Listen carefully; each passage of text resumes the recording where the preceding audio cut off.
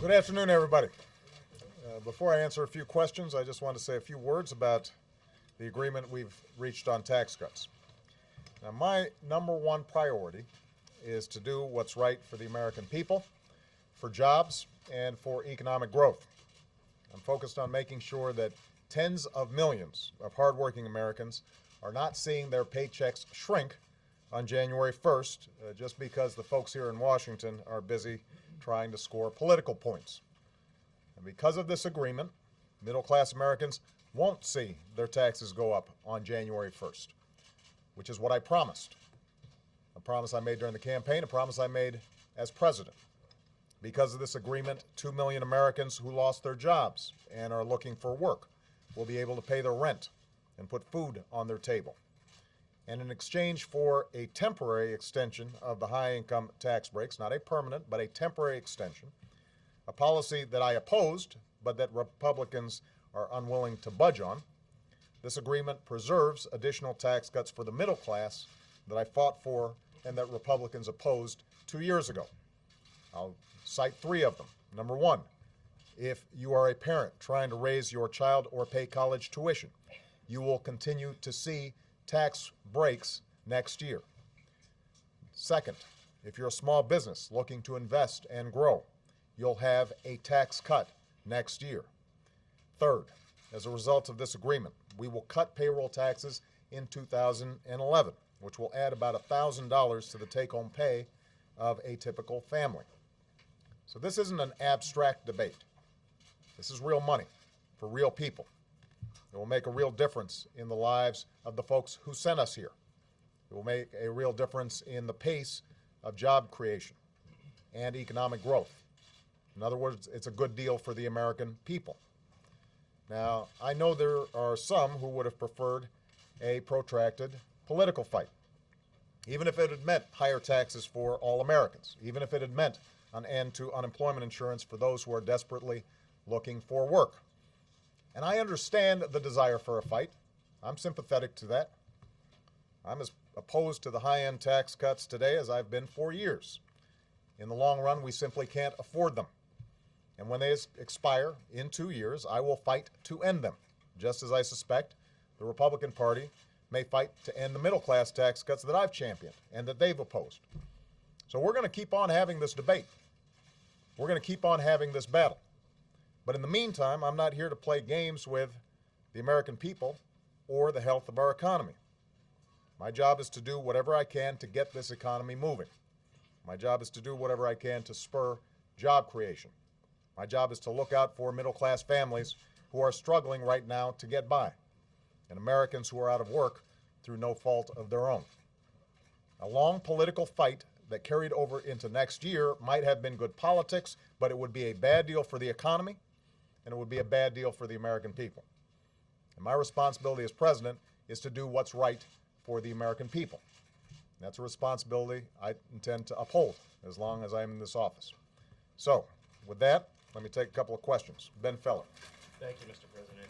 You've been telling the American people all along that you oppose extending the tax cuts for the wealthier Americans. Yeah. You've said that again today. But what you never said was that you oppose the tax cuts, but you'd be willing to go ahead and extend them for a couple of years if the politics of the moment demanded. So what I'm wondering is, when you take a stand like you had, why should the American people believe that you're going to stick with it? Why should the American people believe that you're not going to flip-flop? Hold on a second, Ben. This isn't the politics of the moment. This has to do with what can we get done right now. So the issue, here's the choice. It's very stark. We can't get my preferred option through the Senate right now.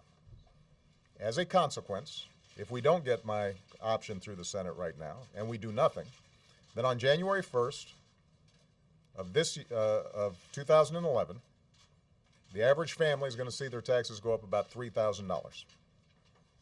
Number two, at the end of this month, 2 million people will lose their unemployment insurance.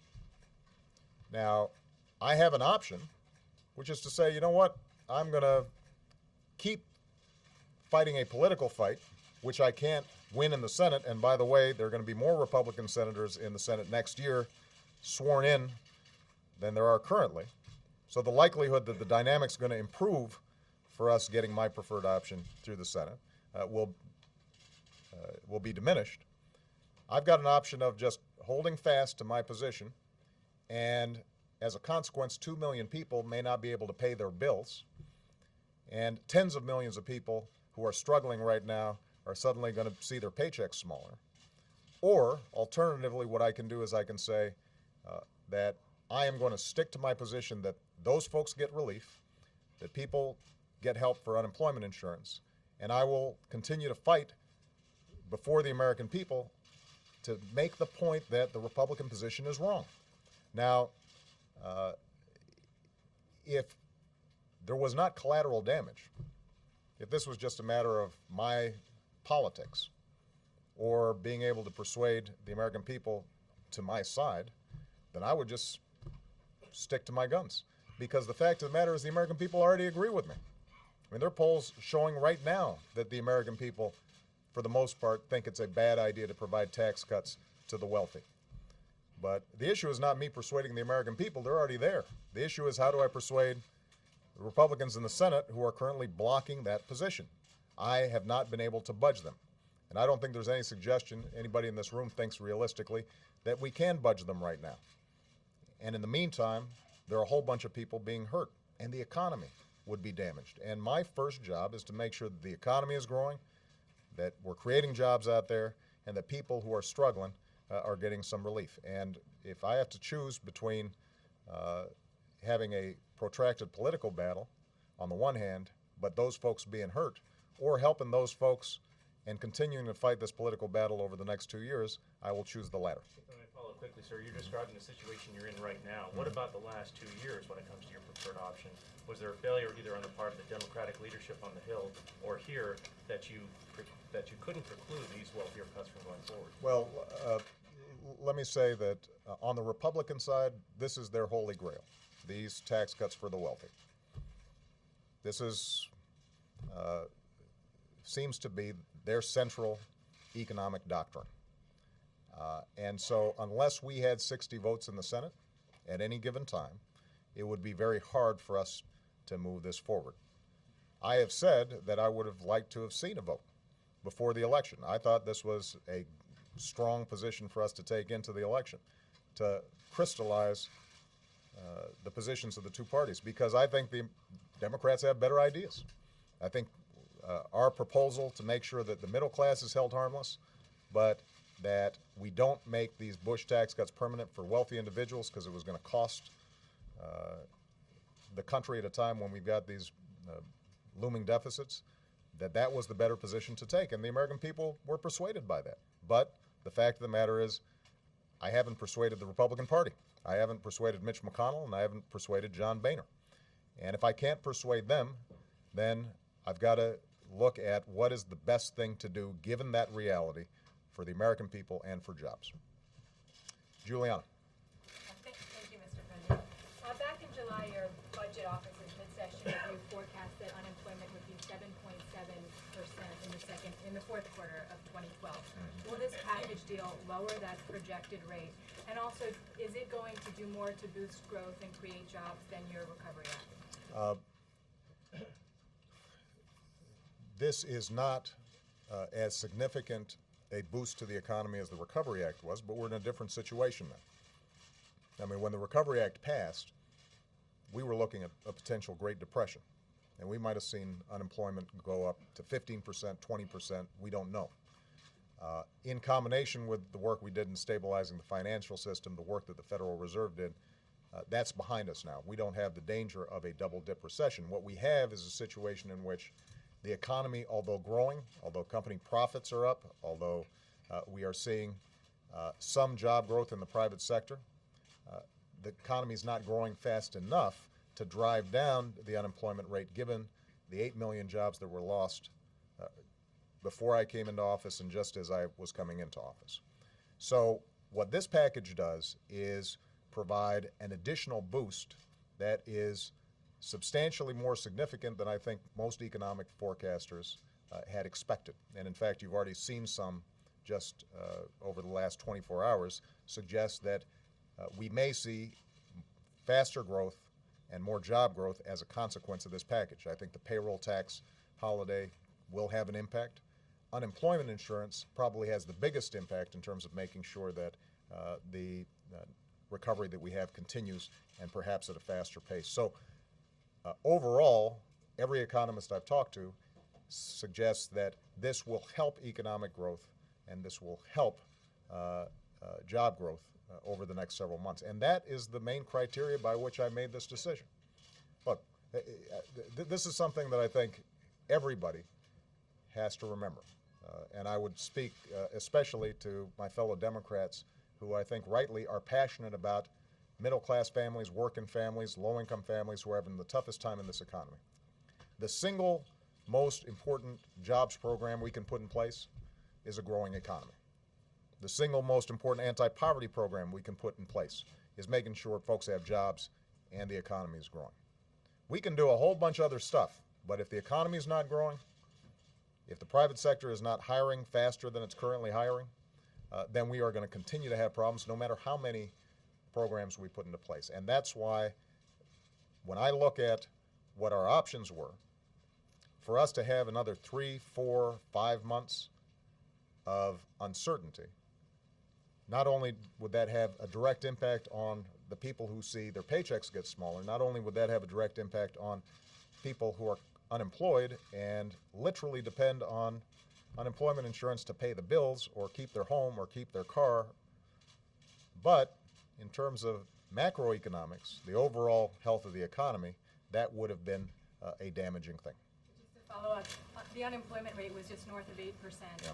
When the last Recovery Act was put in place. It's Right. now 9.8%. Are you prepared to say today that the unemployment rate is going to go down as a result of this package? My expectation is that the unemployment rate is going to be going down because the economy is growing.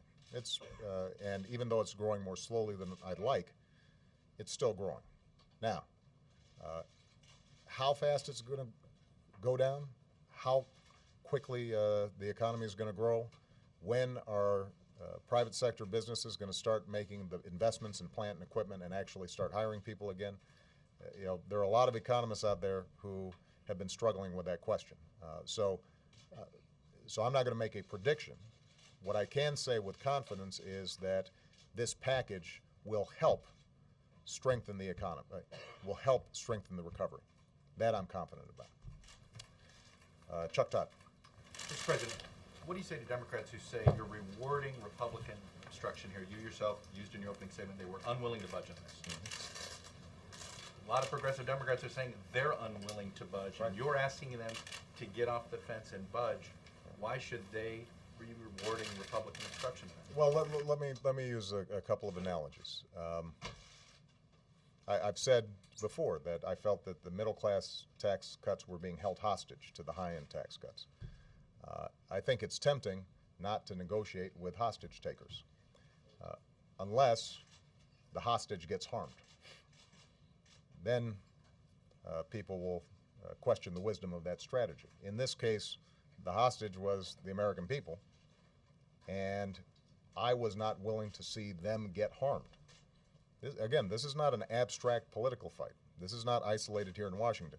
There are people right now who, when their unemployment insurance runs out, will not be able to pay the bills.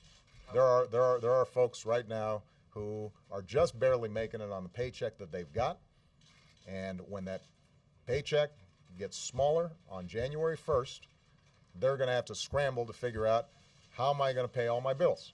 How am I going to keep on making the payments for my child's college tuition? What am I going to do exactly?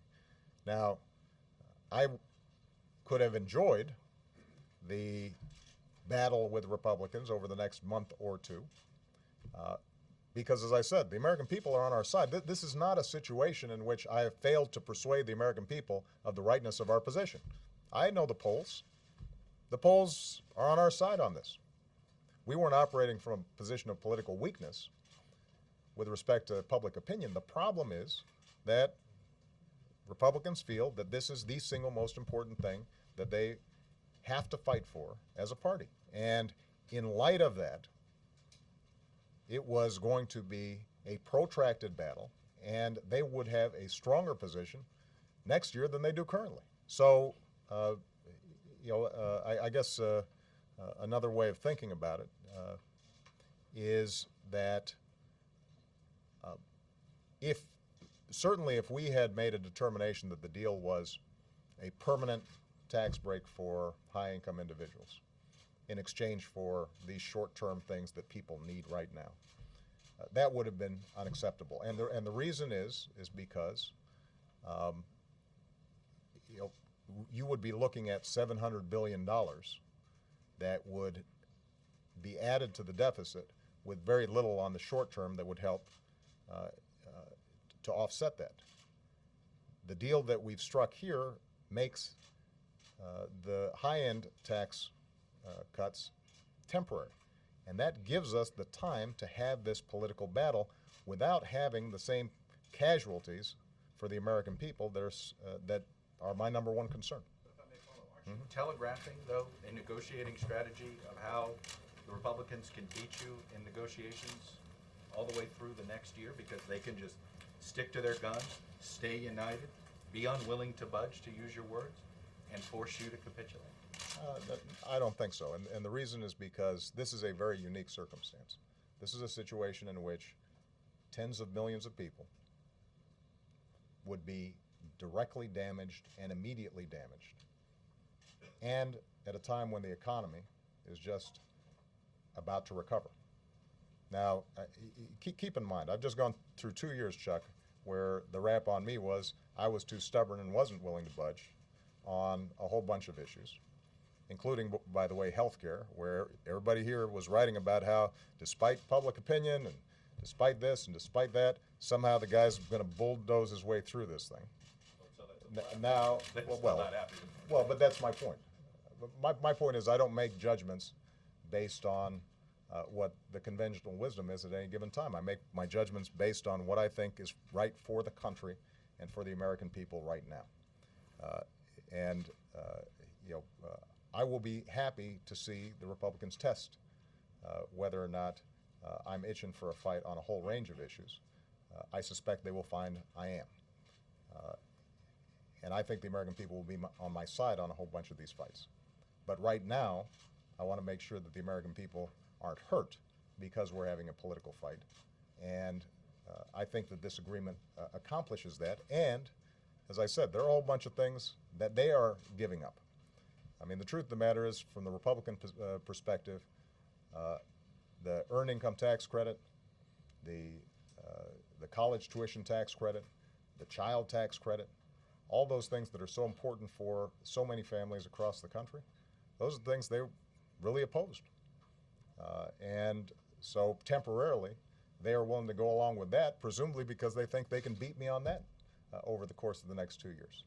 And I'm happy to have that battle. I'm happy to have that conversation. I just want to make sure that the American people aren't harmed while we're having that broader argument. Scott Horsley. Thank you, Mr. President. Last week, the members of your administration were boasting about your willingness to walk away from the Korea negotiations led to a better deal. Can you explain how this situation is different? The difference is that if I didn't get the Korea deal done on January 1st, the taxes the middle class America wouldn't go up. That's pretty straightforward. If we didn't get the Korea deal done by January 1st, 2 million people weren't suddenly looking at having no way to support their families. And that's why this goes to Chuck's question as well about what's going to be different in the future. I mean, you've got a situation here that was urgent for millions of people. But as I recall, with the Korea Free Trade Agreement, that was deemed by conventional wisdom as an example of us not getting something done. I remember a story above the fold on that. Then when we got it done with a better deal that has the endorsement of not only of the U.S. auto companies but also of labor, the story was sort of below the fold. So I would just point that out. I am happy to be tested over the next several months about our ability to negotiate with Republicans.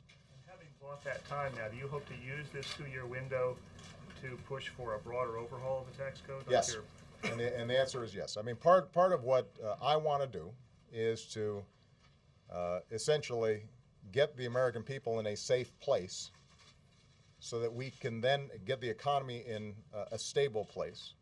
And then we're going to have a broad-based discussion across the country about our priorities. And I started doing that yesterday down in North Carolina. Here's going to be the long-term issue. We've had 2 years of emergency economic action on the banking industry, the auto industry, on unemployment insurance, on a whole range of issues, on state budgets.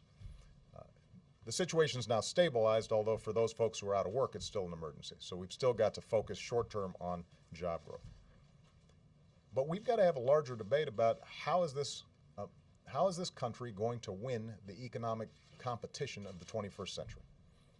How are we going to make sure that we've got the best trained workers in the world? There was just a study that came out today showing how we've slipped even further when it comes to math education and science education. So what are we doing to revamp our schools to make sure our kids can compete? What are we doing in terms of research and development to make sure that innovation is still taking place here in the United States of America? What are we doing about our infrastructure so that we have the best airports and the best roads and the best bridges? And how are we going to pay for all that at a time when we've got both short-term deficit problems, medium-term deficit problems, and long-term deficit problems? Now, that's going to be a big debate, and it's going to involve us sorting out what government functions are adding to our competitiveness and increasing opportunity and making sure that we're growing the economy, and which aspects of the government aren't helping. And then we've got to figure out how do we pay for that. And that's going to mean, looking at the tax code and saying, what's fair, what's efficient. And I don't think anybody thinks the tax code right now is fair or efficient.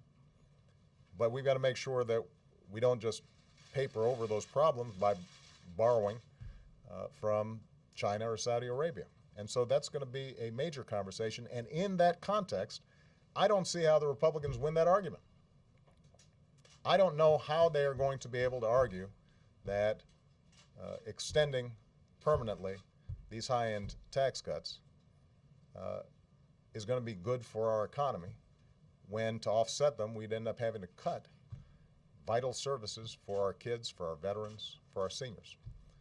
But I'm happy to listen to their arguments, and I think the American people will benefit from that debate, and that's going to be starting next year. Mark Amner. Mr. President, thank you. How do these negotiations affect negotiations or talks with Republicans about raising the debt limit? Because it would seem that they have a significant amount of leverage over the White House now going in. Was there ever any attempt by the White House to include the raising the debt limit as part of this package? When you say that it would seem they'll have a significant amount of leverage over the White House, what do you mean? Just in the sense that they'll say essentially we're not going to raise we're not going to agree to it unless the White House is able to or willing to agree to significant spending cuts across the board that probably go deeper and further than what you're willing to do. Well, what leverage would you have? In look, that situation? here's my expectation, and I'll take John Boehner at his word, that nobody, Democrat or Republican, is willing to see the full faith and credit of the United States government collapse. That would not be a good thing to happen. And so I think that there will be significant discussions about the debt limit vote. That's something that nobody ever likes to vote on. But once John Boehner is sworn in as a speaker, then he's going to have responsibilities to govern. You can't just stand on the sidelines and be a bomb thrower. And so my expectation is that we will have tough negotiations around the budget, but that ultimately we can arrive at a position that is keeping the government open, keeping Social Security checks going out, keeping veterans services being provided, but at the same time is prudent when it comes to the taxpayer dollars. Jonathan Weissman, last question. Some on the left have questioned, I've looked at this deal and questioned what your core values are. What specifically you will go to the mat on. I'm wondering if you can reassure them with some specific things and saying, all right, this is where I don't budge. And along those lines, what is going to be different in 2012 when all of these tax cuts again are up for expiration?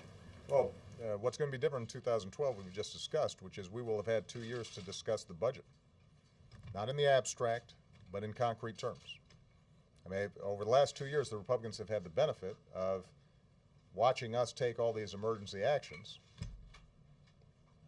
having us have preside over a $1.3 trillion deficit that we inherited, and just pointing fingers and saying, that's their problem. Well, over the next 2 years, they're going to have to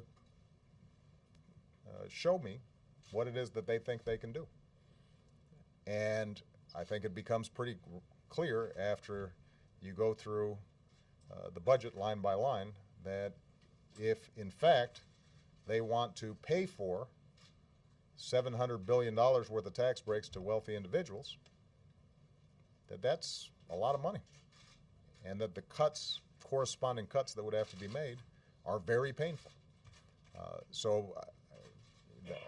Either they rethink their position, or I don't think they're going to do very well in 2012.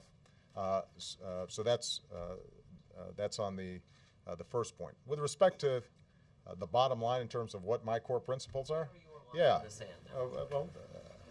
Look, I've got a whole bunch of lines in the sand. Not making the tax cuts for the wealthy permanent. That was a line in the sand.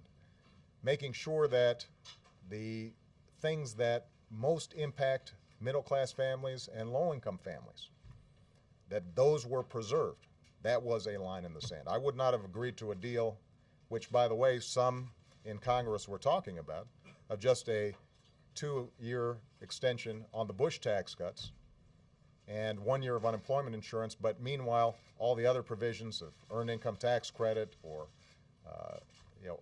other important breaks for middle-class families like the college tax credit, that those had gone away just because they had Obama's name attached to them instead of Bush's names attached to them. So this notion that somehow we are willing to compromise too much reminds me of the debate that we had during health care. This is the public option debate all over again.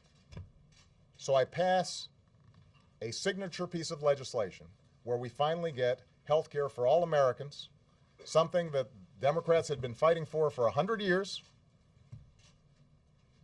but because there was a provision in there that they didn't get that would have affected maybe a couple of million people, even though we got health insurance for 30 million people and the potential for lower premiums for 100 million people, that somehow that was a sign of weakness and compromise. Now, if that's the standard by which we are measuring success or core principles, then let's face it, we will never get anything done. People will have the satisfaction of having a purist position and no victories for the American people. And we will be able to feel good about ourselves and sanctimonious about how pure our intentions are and how tough we are. And in the meantime, the American people are still seeing themselves not able to get health insurance because of pre-existing condition, or not being able to pay their bills because their unemployment insurance ran out. That can't be the measure of how we think about our public service.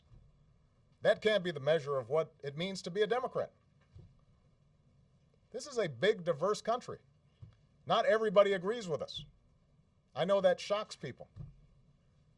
The New York Times editorial page does not permeate across all of America. Neither does the Wall Street Journal editorial page. Most Americans, they're just trying to figure out how to go about their lives and how can we make sure that Our elected officials are looking out for us. And that means because it's a big, diverse country and people have a lot of complicated positions, it means that in order to get stuff done, we're going to compromise. This is why FDR, when he started Social Security, it only affected widows and orphans. You did not qualify. And yet now, it is something that really helps a lot of people. When Medicare was started, it was a small program. It grew. Under the criteria that you just set out, each of those were betrayals of some abstract ideal. This country was founded on compromise. I couldn't go through the front door at this country's founding. And if we were really thinking about ideal positions, we wouldn't have a union. So my job is to make sure that we have a North Star out there. What is helping the American people live out their lives? What is giving them more opportunity? What is growing the economy? What is making us more competitive? And at any given juncture, there are going to be times where my preferred option, what I'm absolutely positive is right, I can't get done. And so then my question is, does it make sense for me to tack a little bit this way or tack a little bit that way, because I'm keeping my eye on the long term and the long fight? Not my day-to-day news cycle, but where am I going over the long term? And I don't think there's a single Democrat out there who, if they looked at where we started when I came into office and look at where we are now, would say that somehow we have not moved in the direction that I promised. Take a tally. Look at what I promised during the campaign. There's not a single thing that I've said that I would do that I have not either done or tried to do. And if I haven't gotten it done yet, I'm still trying to do it. And so to my Democratic friends, what I'd suggest is, let's make sure that we understand this is a long game. This is not a short game. And to my Republican friends, I would suggest, I think this is a good agreement because I know that they're swallowing some things that they don't like as well. And I'm looking forward to seeing them on the field of competition over the next 2 years. Thanks very much, everybody.